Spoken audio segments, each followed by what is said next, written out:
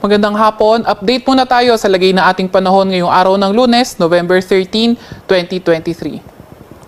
Sa kasalukuyan nga ay itong shear line o amihan yung nakakaapekto sa may northern pati na rin sa may central Luzon. Kaya asahan nga natin yung cloudy skies with rains dito sa may Cagayan Valley, sa may Apayao, sa may Abra, pati na rin sa may Ilocos Norte at pati na rin sa Oriental Mindoro.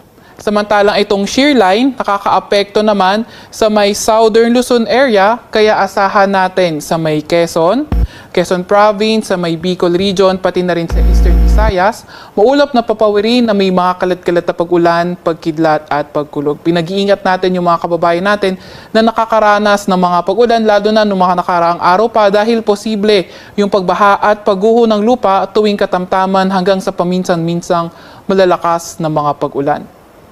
Para naman sa lagay ng panahon sa nalalabing bahagi ng Cordillera Administrative Region, nalalabing bahagi ng Ilocos Region, pati na rin sa may Central Luzon, partly cloudy to cloudy skies na may mga hinang pag-ulan yung inaasahan natin. At para naman sa lagay ng panahon sa Metro Manila at sa nalalabing bahagi na ating bansa, partly cloudy to cloudy skies, may mga tsansa ng mga localized thunderstorms. Yung ating Regional Services Division maglalabas ng rainfall warning, heavy rainfall warning, rainfall advisory o di kaya thunderstorm advisory kung kinakailangan. At maliban na nga sa mga weather system na yon, meron din tayong minomonitor na bagyo sa labas na ating Philippine Area of Responsibility.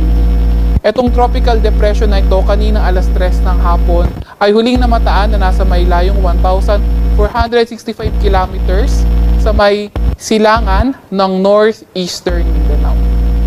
So ito nga yung nakikita nating track, posibleng maging track ng bagyo kung nilabas to kaninang 11 a.m. sa ating Tropical Cyclone Advisory. So dito nakikita nga natin na posibleng pumasok itong bagyo sa ating Philippine Area of Responsibility by late Wednesday o di kaya by Thursday. And pag pumasok ito ng ating Philippine Area of Responsibility, bibigyan natin ito ng local name na Kabayan. So etong area na to, yung enclosed sa black line, so ito yung tinatawag nating cone o di kaya area of probability. So dito, posibleng maglay yung sentro ng bagyo. So since may kahabaan pa yung araw or initial time kasi natin is for today, November 13, then yung paglapit nga is around November 18. So within this area, pwedeng mapunta yung sentro ng bagyo. At nakikita nga natin yung peak intensity o pinakamataas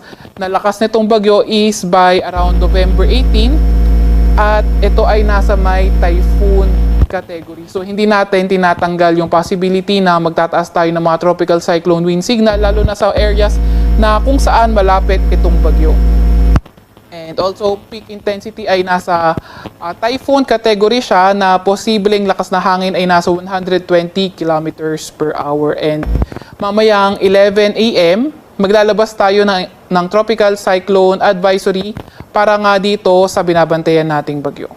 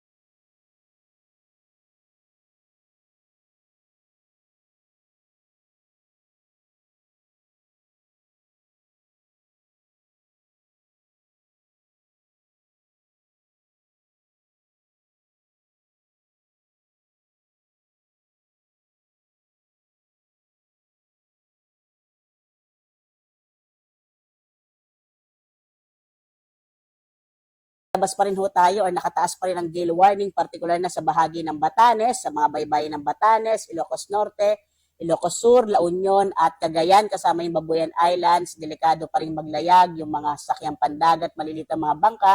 Dahil inaasahan natin magiging maalon yung karagatan sa may bahaging ito ng ating bansa. Sa mga kababayan ho natin, mag-ingat ho kayo sa bahaging ito ng ating kapuluan. Sa nalalabing bahagi nating bansa, dito sa nalalabing bahagi ng Luzon, Visayas at Mindanao, inaasahan naman natin na katamtaman ho ang mga pag-alo ng karagatan, maaari po maglayag yung mga sakyang pandagat, pero mag-ingat pa rin kapag may mga thunderstorms na maaari magpalakas ng alon. Ito naman si Obet Badrina, maghanda po tayo lagi para sa ligtas na Pilipinas. Maraming salamat po.